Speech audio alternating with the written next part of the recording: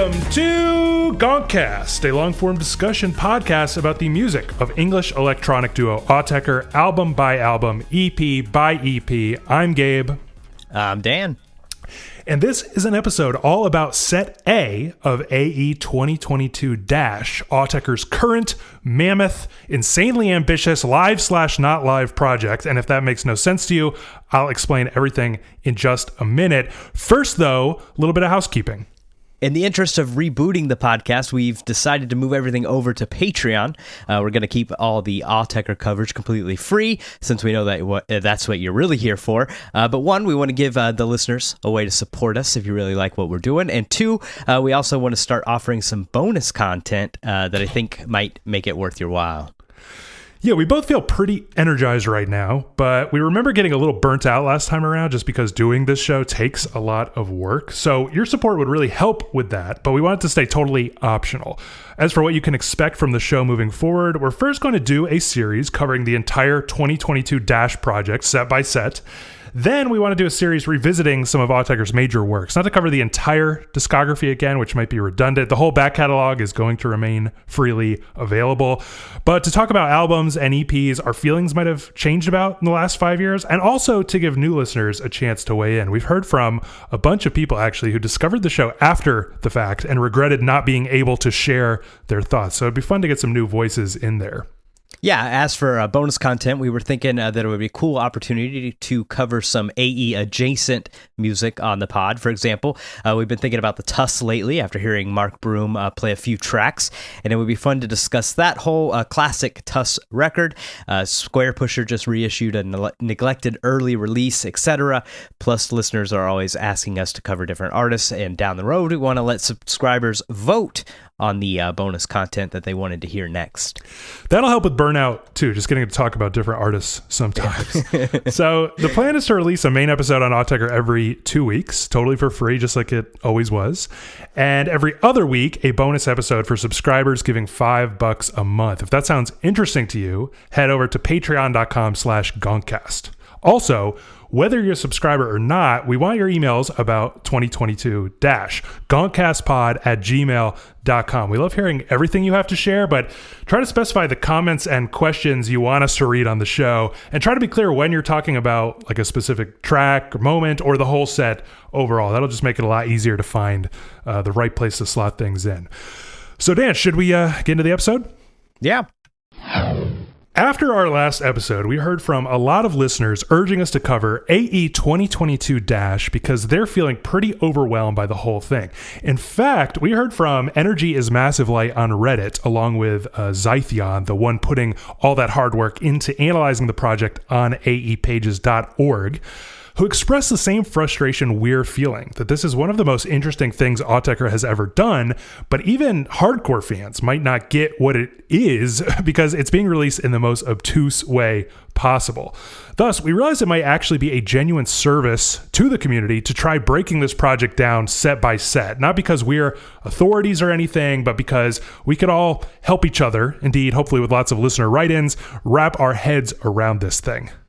Yeah, so to recap the background information we brought up last time, Sean and Rob have basically said they're no longer interested in making traditional studio albums and that they don't see a meaningful difference between creating a track in the studio, on the bus, or in front of a live audience. Thus, their primary focus right now is creating live iterations of this one giant set they started performing in 2022 and have continued adding on to ever since, to the point now that it now forms a around 6-hour composition. And of course, they never do the whole thing at once. They perform it in sections, and fans, most notably on AE pages, have figured out how it all fits together by marking the overlap between where the sets begin and end. Indeed, I think it's important to clarify that this isn't a case of like endless improvisation. Plenty of variation occurs within individual tracks from night to night, and set endings seem particularly loose. But for the most part, the guys seem to prepare and honestly rehearse a full set-length continuation before debuting it for audiences. Thus, fans have been able to classify each performance as Set A, Set B, and so on. And by the way, their current shows at the time of this recording in November 2025 are Set E.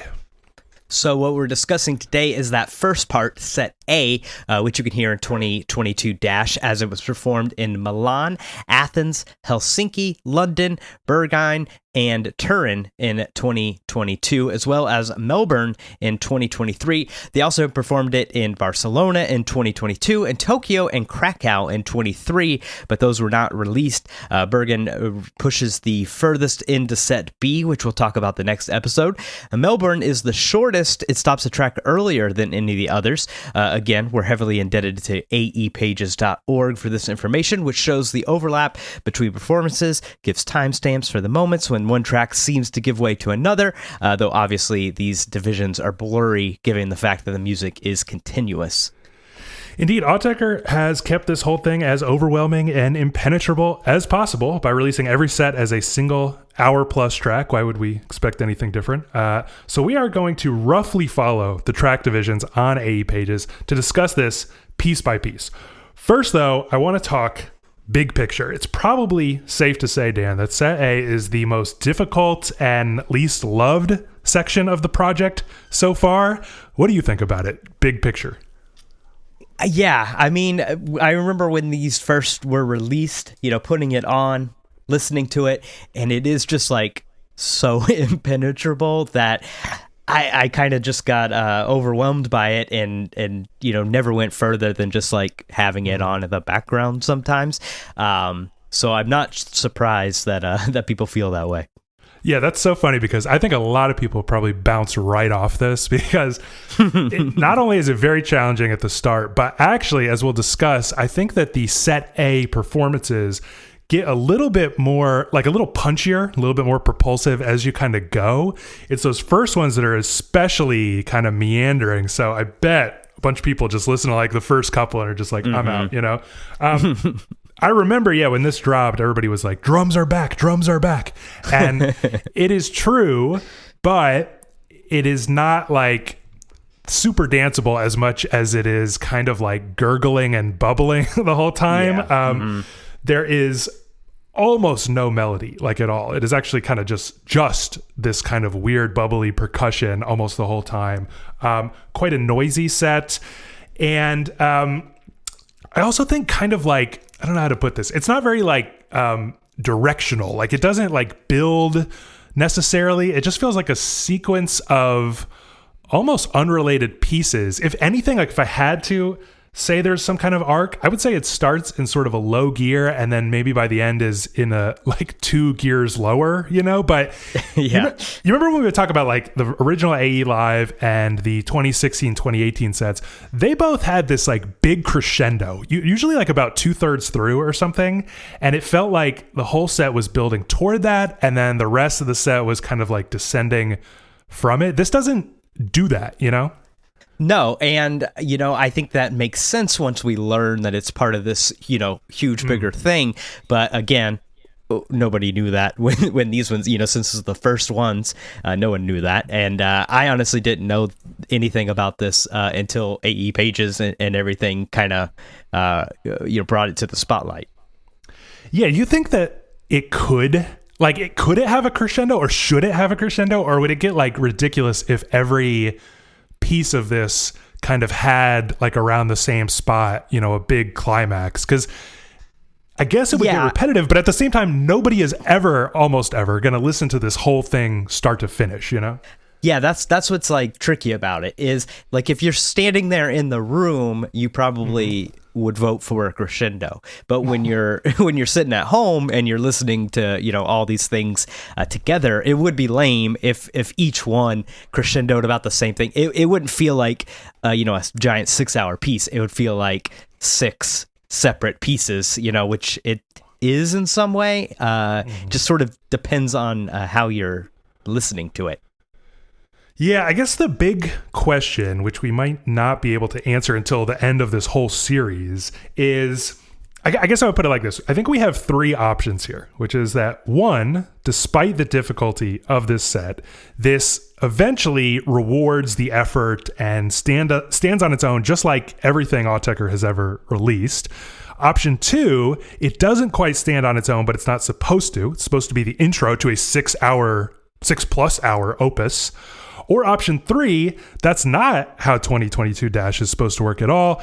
If you don't like this, skip it and start wherever you want. Do you have like a preliminary thought on that, or do you think we need to get further into this to decide?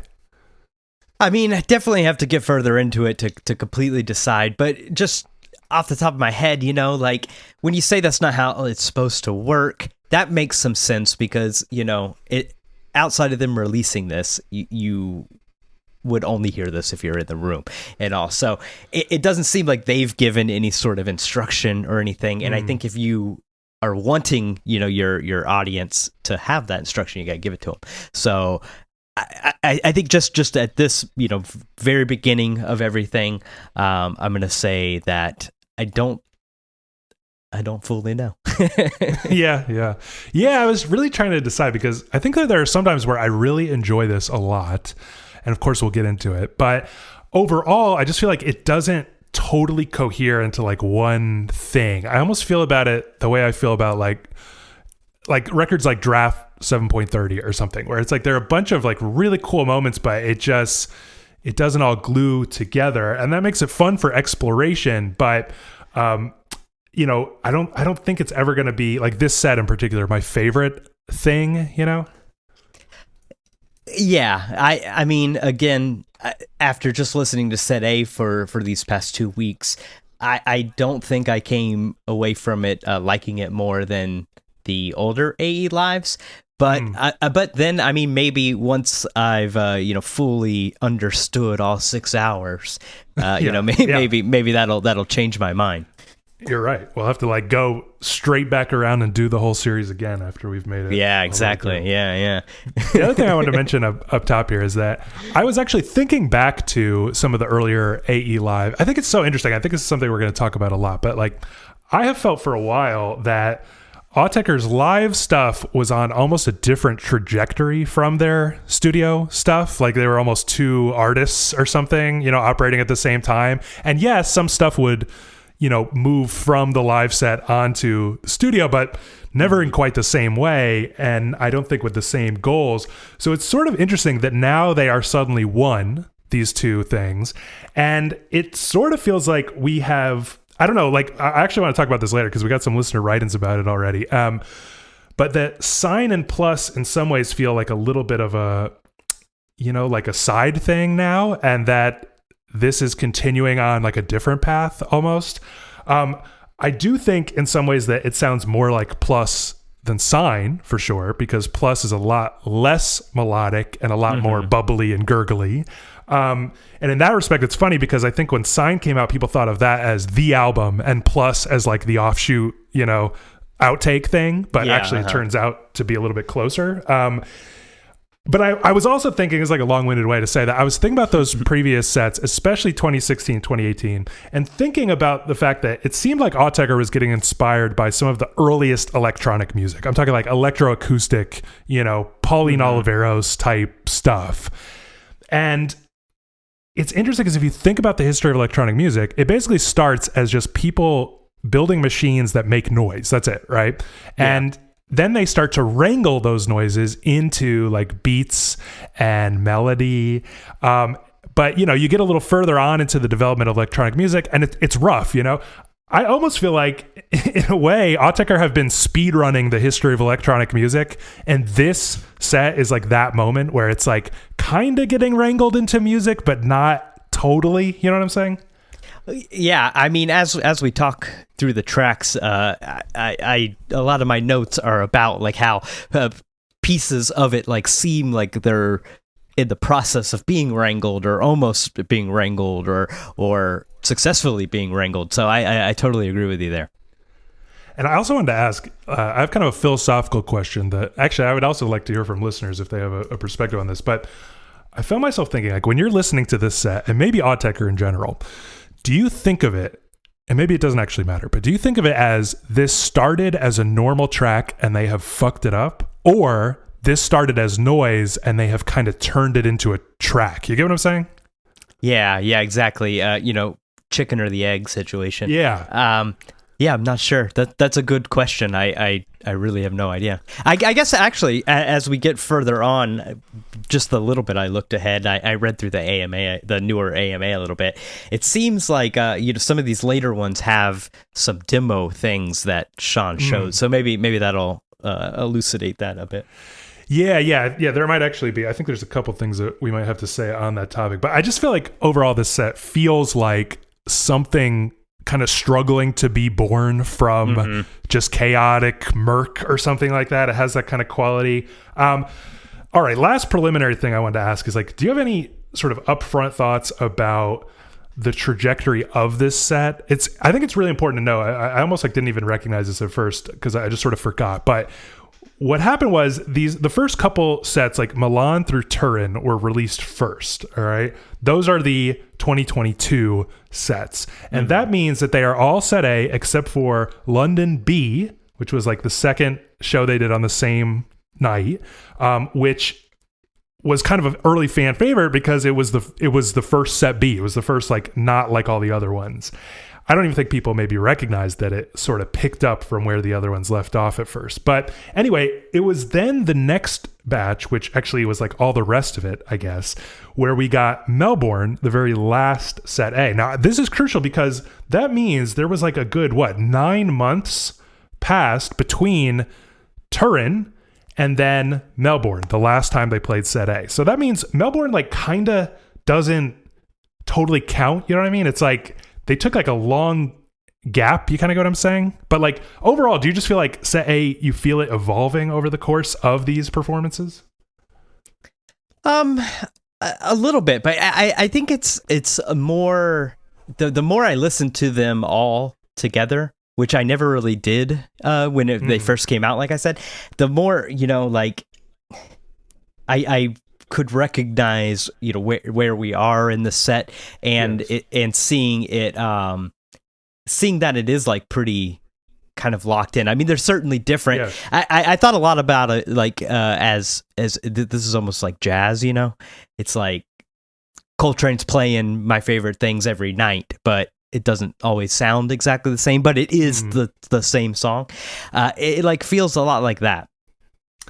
Yeah, I think so. I mean, it kind of does a similar thing to the first AE Live, which is like they start speeding up a little bit each night, it seems.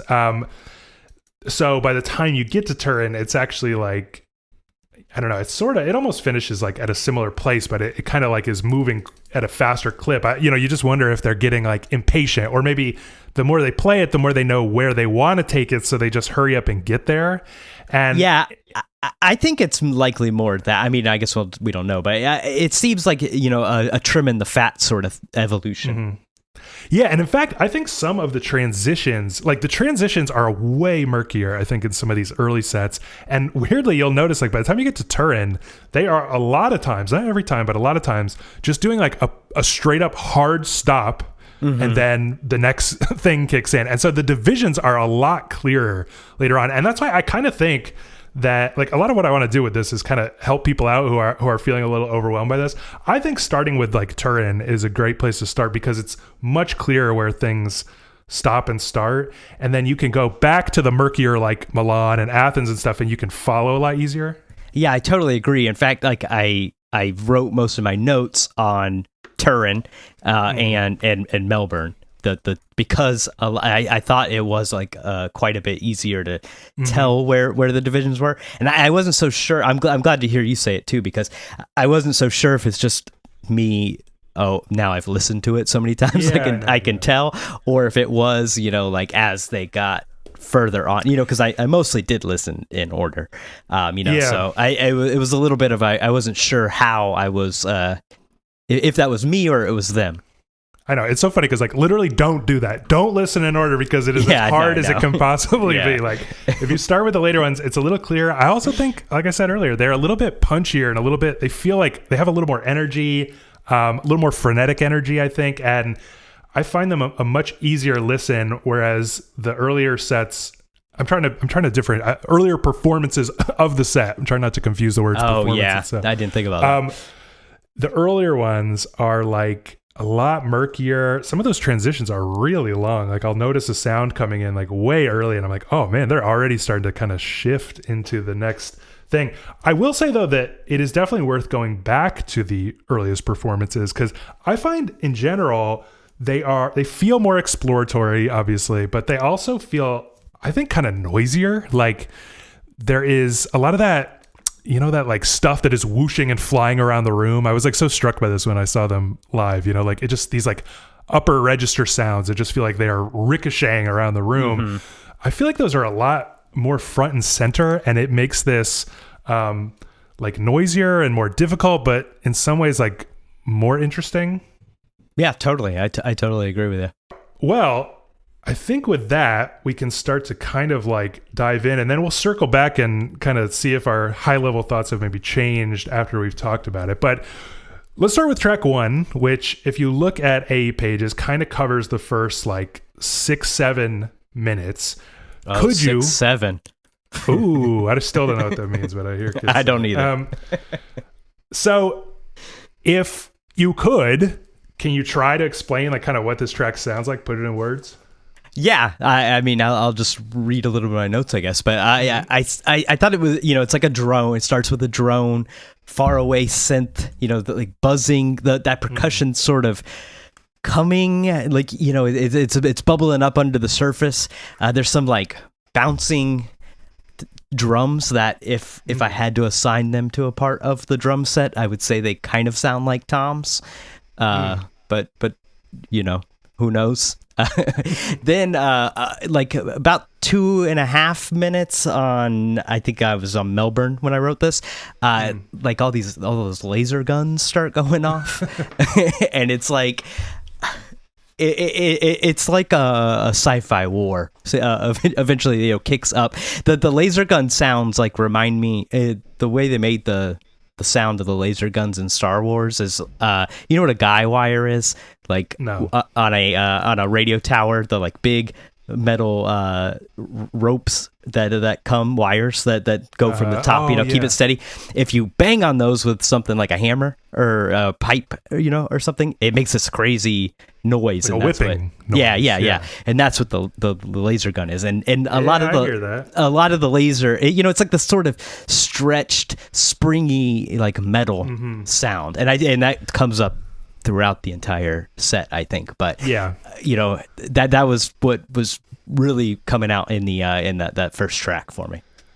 Yeah, it's funny you say that because and by the way, I wanted to mention, somebody had written in, and people used to write in about this a lot and say like, couldn't you please play sound clips, and I think that would be a lot of work, but I was kind of thinking that might be actually helpful here.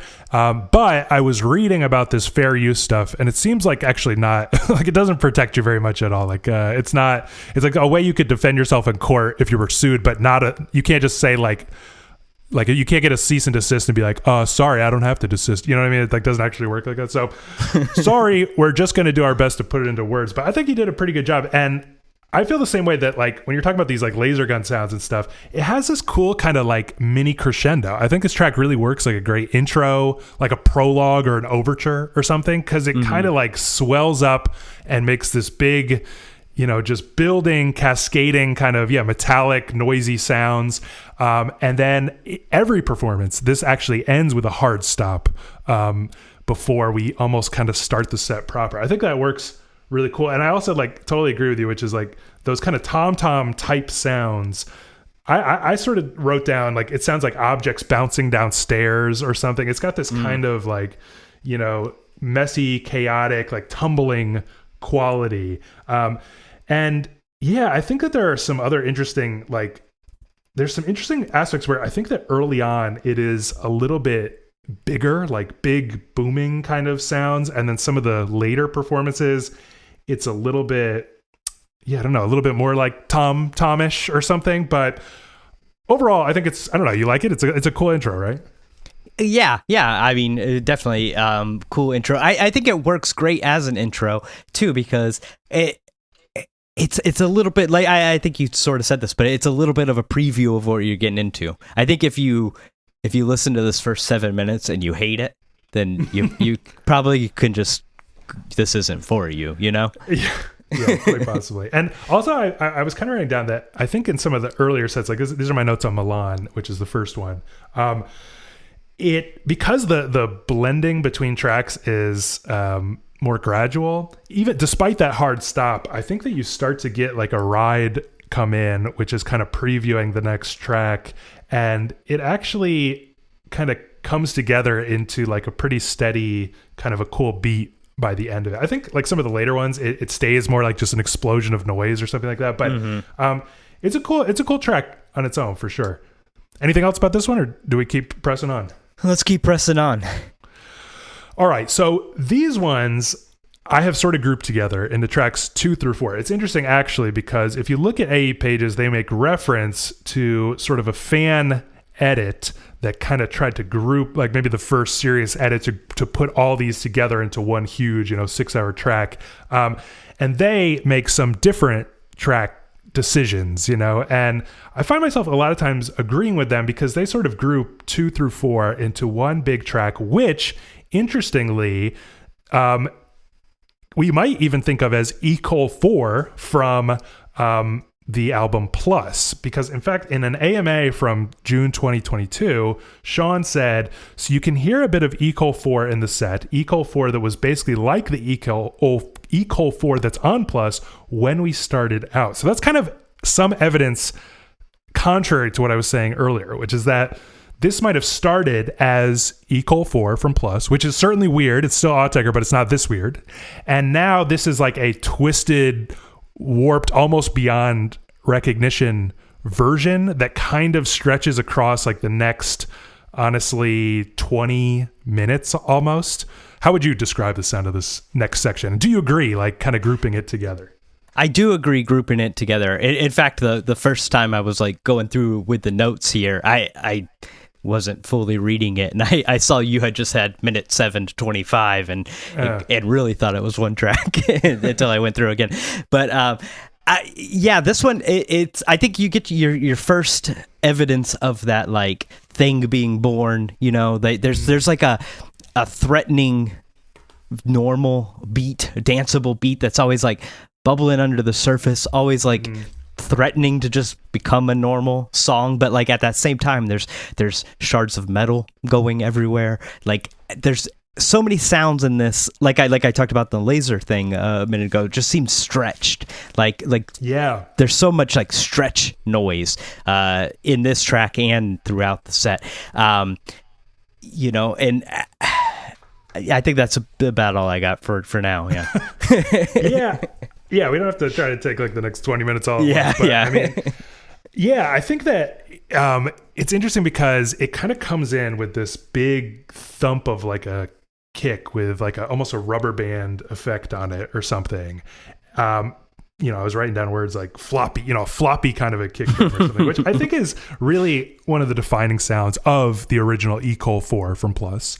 And the other defining sound of that track was the use of ride cymbals. It's like kind of sounds like there are various, and they sound a lot of times in Ecole 4 like pretty clean almost, even though they're like digitally created, but like various tones of ride cymbal. And I think that is kind of the star of the show of this version as well, except for they are messing it up way more. In fact, I think the pro tip for this next section is like, try to just listen to the ride cymbal like the whole time. It is the craziest, trippiest journey like you've been on, because I was writing down stuff like, this sounds like the ride cymbal has been deflated, if that was possible. You know what I mean? Like it's just the craziest stuff. And I kind of think if we think about like the way they use algorithmically generated sound, like the way they use Max MSP, right? They are setting parameters of how much these certain things can change. And usually I think that is fairly tight, but here it feels like there are almost no parameters, right? So there are points where the what was a ride cymbal is turning into like just sheets of droning noise. Sometimes it's really low, sometimes it's suddenly very high.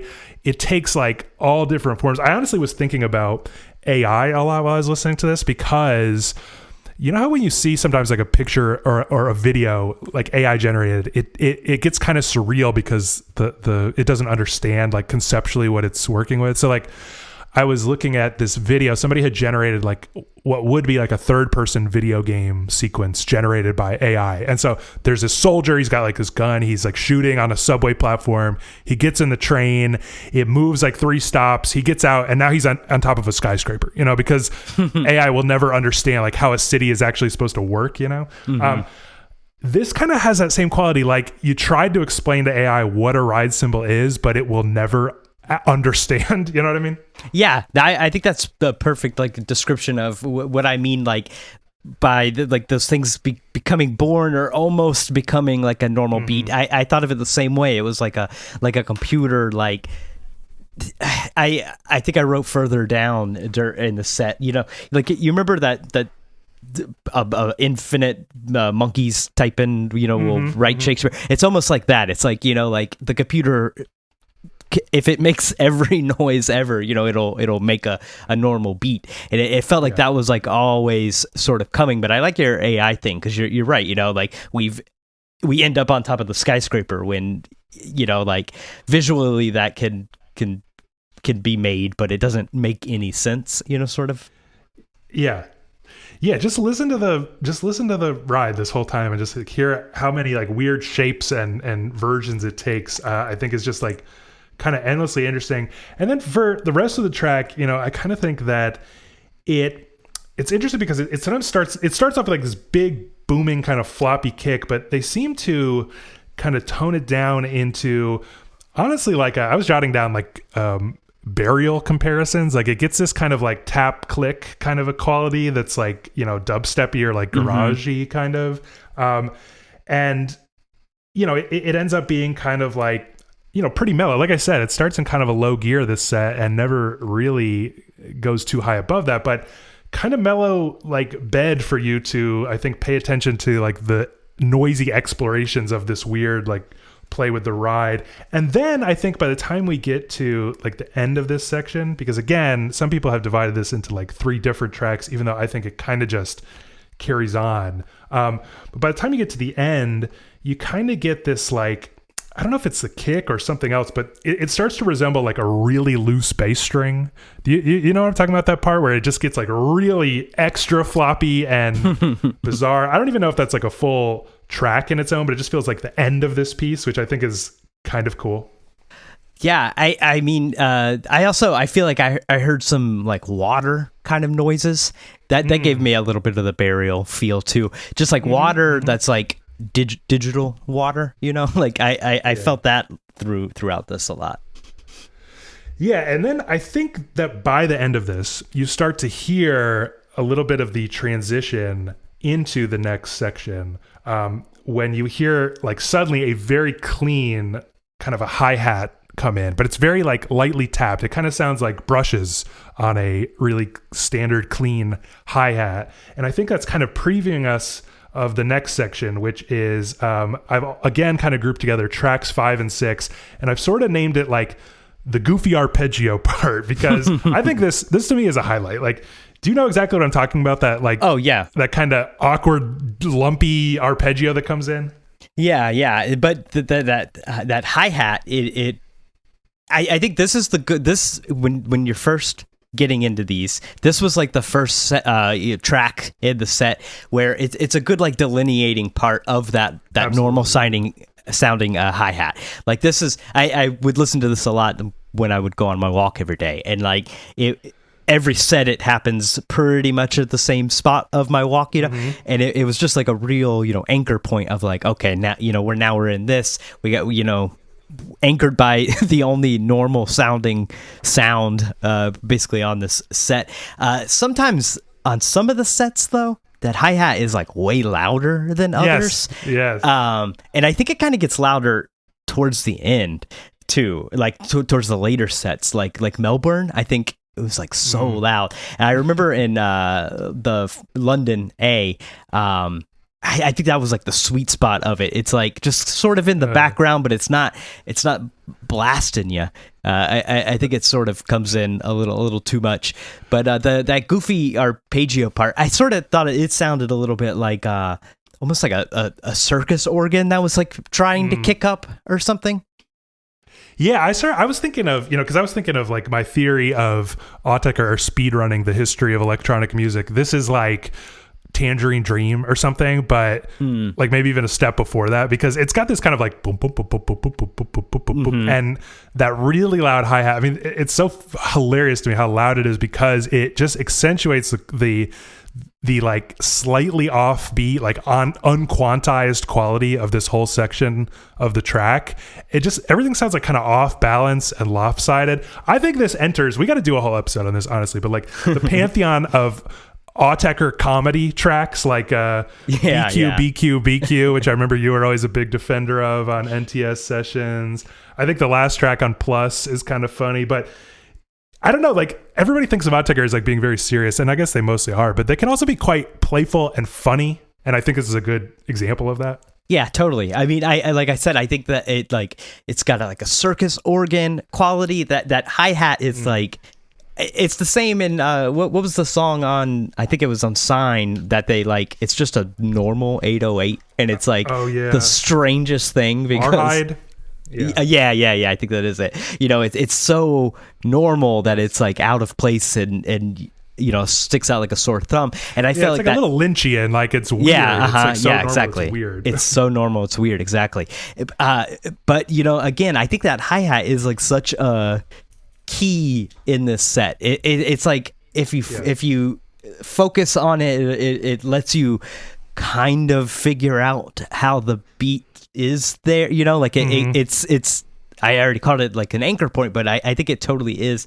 I think it's like really the key that made me start understanding all this, and because all these tracks, this whole set, it's so like, when you look at it as a whole, I think the whole time it feels like very chaotic, but then like as you listen to it more, and maybe, I don't know if understand is the right word, but just we'll say that, and you focus in, like sort of looking at it more like granular. I feel like a lot of times like the individual pieces are not chaotic or not weird. It's the the whole gives you a different picture than the piece. It's like the universe. If you look at it like as one thing, it's kind of smooth, now we're but trippy. Yeah, but you zoom in and it's actually chaotic things. You know what I think it is sometimes is like, I think that we have a tendency to try to use the kick as an anchor, and it's the worst thing you could possibly focus on here. Like, it's usually the most chaotic thing and is likely to lead you astray. But I also just wanted to add that I think that hi-hat, and then also kind of like the just effect of the arpeggiating synth, it sometimes takes on like kind of a tabla type of a quality. Like sometimes the hi-hat goes on like a run where it suddenly hits like 16th notes, and it gives me like just a cool rush, the way that I think sometimes like Tangerine Dream and stuff like that kind of does. Yeah, totally agree. All right, so what we were talking about is track 5, and I kind of see this as like almost continuing in track 6. I don't even know if I see track 6 as anything more than like kind of a transition that starts to lead us into the next major section here. But just like to kind of to clarify, we are about like 30 minutes into the track, so like almost halfway what we've discussed. I should mention that like I said, some of the later tracks the later performances start to speed up a little bit. So like London, Bergen, and Turin, by this point, they're almost like 10 minutes ahead. But we are around 30 minutes into like what I would call the average set. And, this track 6 thing. All right. So where I think we are kind of going, I almost think of track 6 as like having elements of that previous part and now elements of the next part to come. But the thing that sort of joins in here is what I was calling in my head the whole time, like a tri-repete sound, basically. It's like this kind of clanky, like chimey, distorted, loop, basically. Sometimes it sort of stutters, but it has this kind of like robotic, mechanical feel. That starts to creep in. I think that becomes almost like a central motif for the next long section, but it's here toward the end of this that I start to hear it. And I don't know, I'm a little bit at a loss of like how to even describe this next just couple minutes before that kind of really takes over. I was writing that we sort of get like like the bass starts to kind of like, I don't know, it's almost like a bass solo we get here. Like they start playing with the bass, and I was writing down like, is this like a square pusher track or something? Are we getting a bass solo basically over this? But I don't know. I'm a little at a loss. Like, do you also find kind of the end of this gets like quite, nebulous? Oh yeah, of course. The whole track 6, I think is like the most sort of in between sort of going from one to the next. Like you said, it's very nebulous. Just sort of feels like that in between of 5 and 7. Yeah. So we can just move on to 7, which again I have grouped the next 2 tracks together, tracks 7 and 8, and this kind of covers like around minute 35 to around minute 45. And like I said, by this point, I think that kind of looping tri-repete sound, I hope everybody who listens to this knows exactly what I'm talking about, because it feels like such a throwback for them, honestly. But that almost becomes like this central just loop. We then get kind of some, like by this point, the kick is kind of like just a really light tap. We kind of get like the snare is like just kind of a light click. And then we get, what I was writing down is like just a very shockingly dubby bass line kind of comes in. And then the sort of defining feature, I think, of this next piece is we get a patch directly from the track F7 from Sign, memorably track 2. And it is kind of shocking because we are, like 35, 40 minutes into the set. And this is like the first beautiful, pretty, brilliant, shimmering synth pad in the whole set. What would you add to kind of describing this next section? Yeah, I think too there's a lot more metallic noise. I think a lot of times it sort of sounds like change jingling. It's sort of like so much of this set, and I mean maybe Autechre in general, like it really kind of like feels like it's playing with stereo. Like it doesn't. It feels 3-dimensional. Like things seem to sort of bounce around. And I think you sort of mentioned it at the top, but when you're there in the room, it kind of like is a lot more pronounced. It works in your headphones too, I think. But like when it really feels like, when you're in a dark room and it feels like it's bouncing around and stuff, and you can never really ground yourself. I think this section really starts playing with that quite a bit. Yeah, it's like the audio version of 3D modeling or something. Yeah, like creating shapes, in space, and you really start to feel that here. But yeah, I think that this kind of just beaming F7 thing kind of like shines through. I think if you spend a lot of time listening to Sign, you'll recognize immediately. And then they pretty quickly start to mess it up, as they are wont to do. I think that it starts to get like very metallic guised, like you were saying. I was trying to think. We could make up a new genre, electronic with metal sounds. We'll call it Metallica. Oh, that's good. Nobody's ever thought of that one. Right? Yeah, great. I'll write it down. So anyway, it gets very... I was writing down like a comp to like Portishead's track Machine Gun, one of my favorite tracks, where that really has these kind of like metal, like strange sounds to it. So I don't know. It's kind of like a cool... It's kind of... I just find it very interesting. It's kind of dubby quality. And in fact, that sort of looping, chiming sound... I also wrote down a comp to like... when you strum... If anybody plays guitar, if you strum like above where the neck actually starts, it makes like this chiming type of a sound. It's got that kind of a quality. It's crazy because it's hitting like on the 2 and the 4... It adds kind of like a reggae quality to this. How like in reggae they always are kind of like clicking, like palm muting, just like. So I don't know. It's kind of like a weird, like little, I don't know, like unusual, I think, for them, like this whole piece, but really interesting. And then I think that track 8 is kind of just a continuation of this, but that dubby bass line, they start to kind of hold notes, and that makes it quite. Like they're like hold really deep kind of bass notes, and that makes it kind of like, a little droney at the end of this. Yeah, I agree. I agree that I think these two sort of go together. In my notes, I wrote that this is one of the more normal sections, and I think it is like because of F7 and all. Like there's some melody to hold on to. Like if you're already listening to Autechre. I feel like this is the section where you're like, oh, okay, I know where we are, kind of thing, as much as you ever can. Yeah, this might have a little something for the old heads. I think you're right about that, actually. And then, so then we move into what, we could call track 9, the next track. And I really think of these next several tracks, honestly, in some ways, all the way to the end, as really like the clearest example of this is almost just one continuous development. I don't know if I even feel comfortable saying this is like different tracks, but it has sort of an interesting transition, which is that by the time that kind of F7-ish part ends, it leads us to basically a lone kick, just doing like a very light tap of a kick drum, doing like a 4/4 beat. It's like the most standard thing that's happened the whole track so far, but it's just beating on its own. And then it kind of, at a certain point, we get this kind of like clicky snare joins in. They seem to sort of just like add some swing to that 4/4 kick, and it starts kind of stuttering, bouncing a little bit. And then I kind of think of this as like maybe the danciest part of the set. I wouldn't call it dancey, but like the danciest, where this kind of clanging, clear metal kind of pattern, like almost like a tom-tom type of pattern, quite groovy actually, joins in.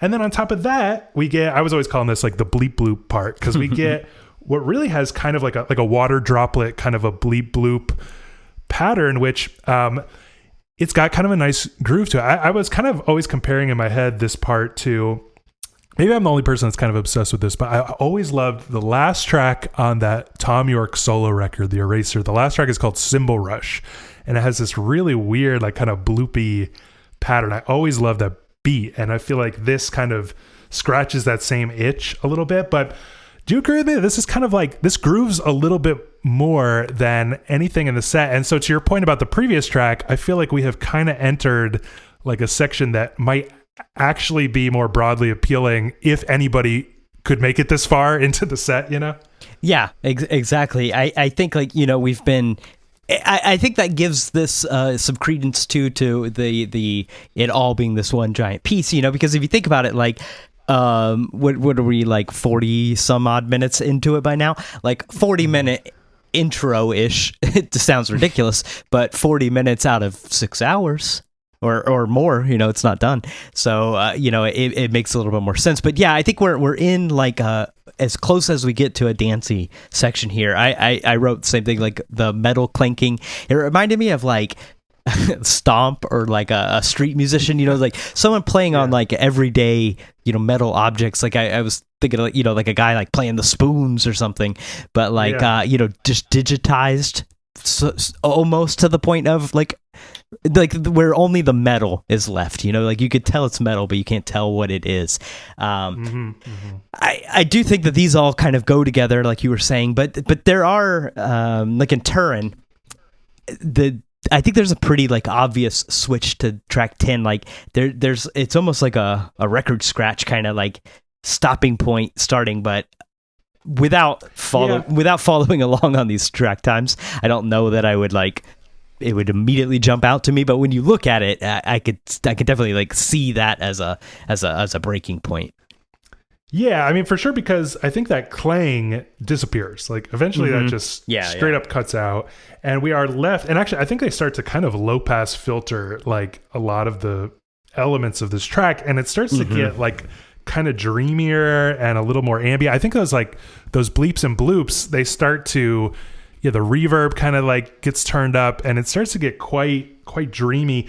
I think by the end of this like track 10 section, so we're really getting, really like 50 minutes or so into the track, like getting close to kind of the conclusion, it starts to get kind of shoegazier here. And I was writing down comps to like See Feel, which of course is kind of like electronic music, but with like, sort of like shoegazy treated guitar type stuff.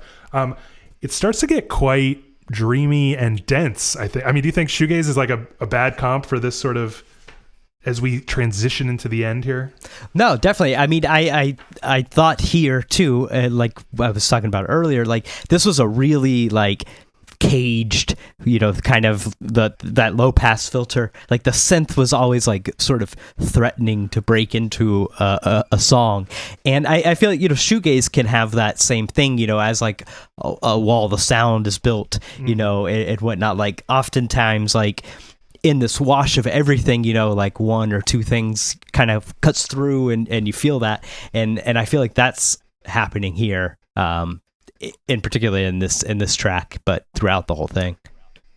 Yeah. And then I think as we kind of get into what we would call track 11, I think that kind of droney, shoegazy sort of layer of sound, it starts to kind of get pulled apart and turn into like big whooshes that are sort of flying around your head. It really reminds me a lot of, the very beginning of Sign, like the first track, M4 Lima. It has this kind of like you're flying through space before you kind of get your bearings. It starts to get that kind of like big whooshes flying past you quality. Meanwhile, the beat, or sort of the low end of this track, it starts to kind of like tone down and down to the point of, I think, resembling kind of a heartbeat a little bit. And that's why I kind of think of like this last maybe 15 minutes as like almost like one section, because we start off with the grooviest part of the piece and it sort of gets like dreamier, dronier, and more of like a heartbeat instead of a groove. I think in kind of like an elegant way that sort of leads us to the end, Yeah, definitely. So, we then get to track 12, which is sort of like the last couple minutes of most of these sets. This is the usual stopping point. By this point, I sort of called it like the drone / heartbeat section, but I think it has kind of a similar quality to the intro of this whole piece in that those kind of like whooshes of sound, as the whole thing settles, they simultaneously sometimes kind of like crescendo or swell up. I mean, sometimes it has kind of like an organ type feel where it's sort of like, it really feels like a little bit of an outro, right? With like kind of a miniature crescendo the same way the thing started. I don't know. What would you add to kind of describing like this standard conclusion part here? Well, first I would say it definitely has that outro sort of feel. And I wonder, like, was this initially going to be, multiple sets? I guess ask you the same exact thing. Yeah. I guess because, they already play set B in London, Right. Well, what we didn't talk about is that this was supposed to be a 2020 tour for basically Sign and Plus, but COVID derailed that whole thing. And there are quotes in which, in preparation sort of for that tour, they were describing the set as like almost done, which suggests to me that there was a point when this was originally going to be a tour that it was just supposed to be like the first part. I kind of believe that. And I think that this has such a clear conclusion. I mean, really, it sort of sounds like we end where we began in like a very self-conscious way, that I kind of believe that it was an original thing. Now, of course, they would have messed with it over the 2 years before they actually took it out on the road after COVID delayed things. But that almost makes me wonder if like maybe this did have kind of a crescendo the way all their other live sets have had. And they decided at some point, let's make this more of like a slow burn leading into, something bigger. You know what I mean? Like maybe there was a crescendo and they took it out to make it now more of like an intro piece. Yeah, totally. I could totally see that. Yeah. And then, the only other things I wrote down was that I think this last track 12, it has sort of like there's sort of like a shimmering, hanging, like suspended in air kind of feeling with like sort of like nice light drones sort of in the distance. I think kind of, I honestly think, and, we can start to transition into, because I wrote down tracks 12 plus because Athens, Bergen, and Turin kind of extend beyond this quote-unquote standard ending. Athens reaches what fans have kind of decided is track 14, Bergen reaches track 15, and Turin reaches track 13. But we are, going to talk in much more detail about these pieces when we talk about set B on our next main episode. So I don't think we need to try to get as granular here. But I think in general, I have a hard time kind of delineating like what is even going on past track 12. It feels almost like just a continued, much more ambient drift type of feeling. Like, did you have any luck like feeling like, oh, this is going somewhere, or what? No, it sort of feels like extended outro on these, and especially I'm looking at the like delineations right now, and the London B doesn't have track 13. It starts at 14, so it's almost like, did that exist then? But then I guess Athens does go to 14. That happened before, so maybe who knows. But yeah, it always sort of felt like an extended outro whenever we got past 12. Yeah, very exploratory. I think that the other thing to note about Athens, maybe I should link this in the show notes, but I was sending you this today. I hadn't seen it before, but the venue that they performed the Athens show is like this gorgeous, I mean, it's in these ruins. Like, I don't even know where exactly it is. I actually read that they had to like keep the bass not so intense because you would like shake the ruins apart or something, which would be crazy. So metal. But it's like live at Pompeii. yeah, but it's like the most beautiful place you've ever seen, and I just imagine that they kind of wanted to like hang out there, so that's why they just sort of like, that's the longest set here. It's like an hour 20 minutes, and so I don't know, but it just has like this whole ending just kind of has this like exploratory, like almost sustaining the energy of the set. And I don't know, it's my theory, you're right, that London B does carry on, but was still quite a lot of time before they really started pressing on. It wasn't until like 2023, like a year later, that they really like in earnest started pressing on. And we'll talk about this next week, but set B is like the weird stepchild of the group because there are only 2 sets that we would call set B, and they have so much overlap with what came before and what came after that they almost like they don't have a ton of original material in the middle there. And this is all to me just like suggesting, I don't know if this works, but suggesting that it was somewhere around here that they got the idea to start growing this thing. Like that wasn't originally in the cards. You kind of agree with me? Yeah, totally. I think that's definitely, got to be true, because if you look, I mean, this is getting ahead of ourselves, but if you look at that London B, it starts around track 14, but then Venice starts at like track 9, for a B. So there is quite a bit of overlap. And they don't normally do that. I mean, from then on, they have pretty clear like starting and ending points. This is the only like weird wishy-washy one. So yeah, something kind of like, I don't know, I bet the idea sort of grew a little bit organically. And, so on one hand, that makes the kind of end of this set, it's kind of weird exploratory, like ambient drift quality, make a lot of sense. On the other hand, I think it makes it make even less sense that this set doesn't have a crescendo or like a standout moment. I mean, we can start to transition now, I think, into kind of zooming back out to high level thoughts. And I want to know like if anything has sort of changed about your overall impression now that we've kind of talked about it a little bit more. But I mean, part of my feeling is that this just doesn't have like a, Blade Aloris or something. Like it needs some like absolute banger somewhere in the middle that everybody agrees is one of the best Autechre tracks of all time, and that would like elevate it a lot. But as is, it just doesn't have that. You know what I'm saying? Yeah, I totally agree with you. But it's if this is a 1 hour thing, then I think it's a negative. But if it's part of a 6 hour thing, it makes a lot more sense that maybe we just haven't gotten to that crescendo yet. As far as my overall impressions, I like I said, when this first came out, I never really got past a kind of background, just throwing one on, kind of thing. Probably most of the time in order, which I agree with what you said. Not the best way to go about it. But how would you know? I think this definitely, I mean, talking about it, of course, and just repeated listening and 100% following along with this AE page. I think without that, I would be totally lost, and I don't have the patience or anything to put that together. Yes.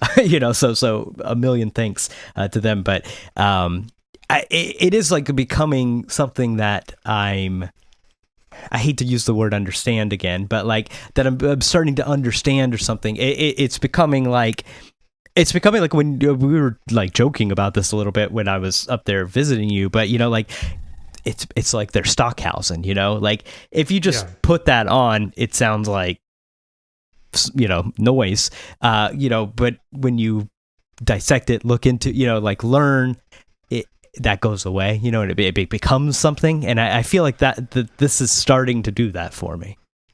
Yeah, it has, stuff to find. I think that they're like, at this point, I can sort of clearly tell the difference between the pieces. Like we talked about, there are a couple pieces that I see as just kind of fundamentally transitional. Like they don't have any like defining thing about them. And I just see them more as like the last thing kind of giving way to the next thing. But I would say like the majority of this, like each piece has something about it that is kind of like the hook, like the thing that you listen to at first, and through that you start to kind of like, quote unquote, understand the pieces around it. And I do think it rewards that. I think that there are some parts like that kind of goofy arpeggio part that I love, I think are just like awesome. And then there's a lot of like really cool stuff, but I just think it is missing some kind of like anchor or something to the set. And like you said, maybe that won't matter so much if as we press on and we get to know more of it, like maybe we'll feel like this is kind of a fitting intro. But I would just be really curious to hear from listeners about, what do you think? Do you think this like works on its own, or do you think we shouldn't even treat it like that? We should treat it like the intro of a 6+ hour thing. So I wanted to ask you, because we got some emails. We asked last episode, like, hey, is anybody actually listening? And actually a lot of people wrote in, and a couple of you even wrote in with like comments that I think would be great for this first episode, which was really convenient. Thank you. So I wanted to read this email from Joe, which I think kind of sums up like some big picture questions I have. So Joe writes, you guys have always had excellent discussions on the pod about AE's interest in using format and creating music that specifically fits it. I'd like to point out that their first attempt to try to do something that doesn't fit any predefined existing format was LSEC, which is also more or less what a studio version of the current set would be, edited live sequences, LSEC, right?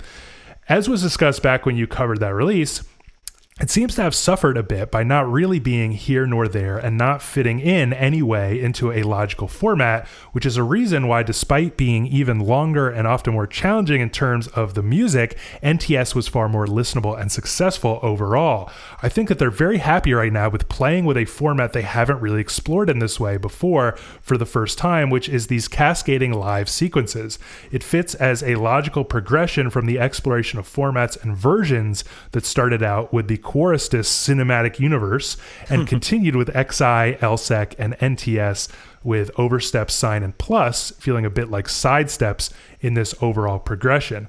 I think that his quotes about studio albums feeling outdated might refer to how they feel about sign and plus looking back. And although I loved both of them, there was a bit of disappointment in the community at the time about how neither felt as trailblazing as their succession of increasingly massive releases. So I think Joe raises a couple really important points that I want to get your take on, which is, one, yes, this is extremely consistent and honestly like the next logical step with something that they have been doing for a long time. You could go back to like Chorustis actually, which was like this kind of attempt to capture and be almost stuck with like live iterations and then release various versions that would kind of like, reflect on each other a little bit. But yes, indeed, like with LSEC and NTS, they were kind of like exploding the album concept and playing with format, kind of like, you could even go back to like a mini disc, the way that they were interested in format, all back then, or the way that Tri Repete is incomplete without